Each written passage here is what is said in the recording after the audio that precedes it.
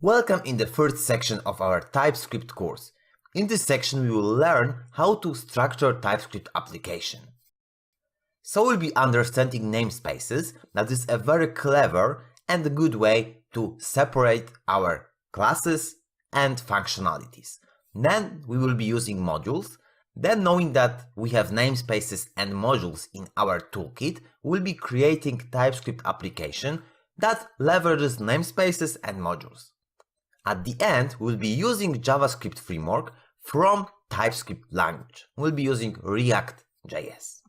And this is a first video of our third section. In this video, we'll be understanding namespaces. We'll see how they work. But firstly, we will see how to configure TypeScript projects, because up to this point, we were able to compile only one file. When we have a complex project with a lot of files, we want to configure our TypeScript compiler to work in a specific way and to pick proper files. We will be doing it in that video, so we'll be examining and configuring our tsconfig.json file. At the end, we'll be creating advertisement logger using namespaces technique. So we are in our project in the chapter 3, because we are in chapter 3 right now. So let's list all files.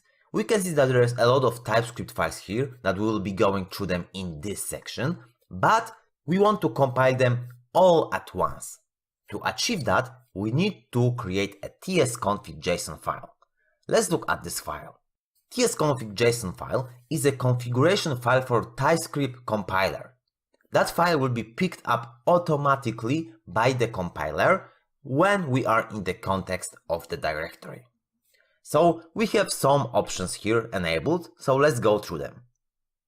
Firstly, we are saying that every file should be compiled in the strict type checking way.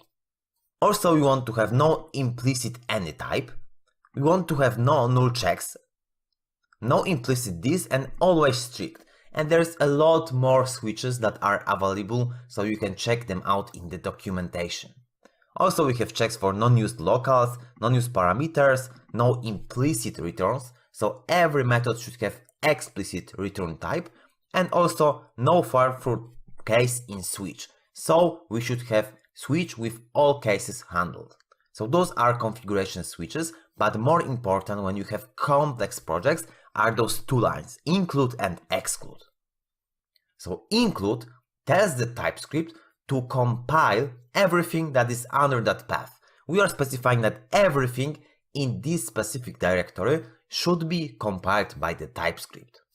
Only one file here for example purpose should be excluded. So if you will have a folder, then some other folder, then file with spec.ts, it will be not compiled by the TypeScript compiler. So now if we have ts configured, we can issue tsc command and it will compile everything that is inside of that directory. So right now when we list all files, we can see that there's a lot of JavaScript files here. For every TypeScript, JavaScript appeared. Previously, we done something like this. We did TypeScript and then we type a specific TypeScript file and only that file was compiled. Right now we are able to compile everything that is in our project. So we saw how the TypeScript is picking the files to compile in the project, but right now let's focus on the namespaces.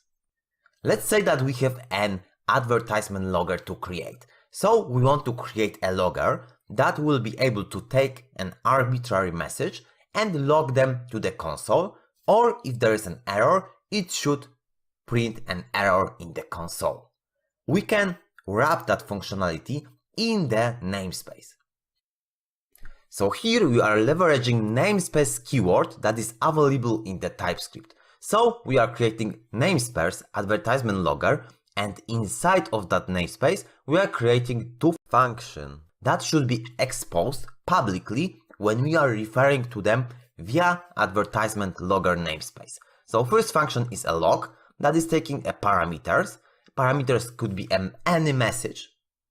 Then our message should be that message of parameters and we are just logging it. Second exported function is an error. So the same flow, but this time we are issuing console.error. And then when we want to refer to that log, we need to go through namespace. if you will go only log, let's type only log here, there will be an error. We cannot find that method because it is inside of the namespace. It is wrapped inside of it. So when we take a JavaScript that is compiled out of that TypeScript, we'll execute in the Chrome console, we can see that it logs clicked at ID equals 1 and then problem when we click at ID 2. So it logged everything as expected.